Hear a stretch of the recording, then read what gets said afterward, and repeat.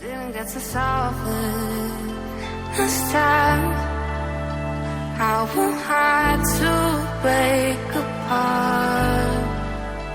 Don't tell me why I can't collide.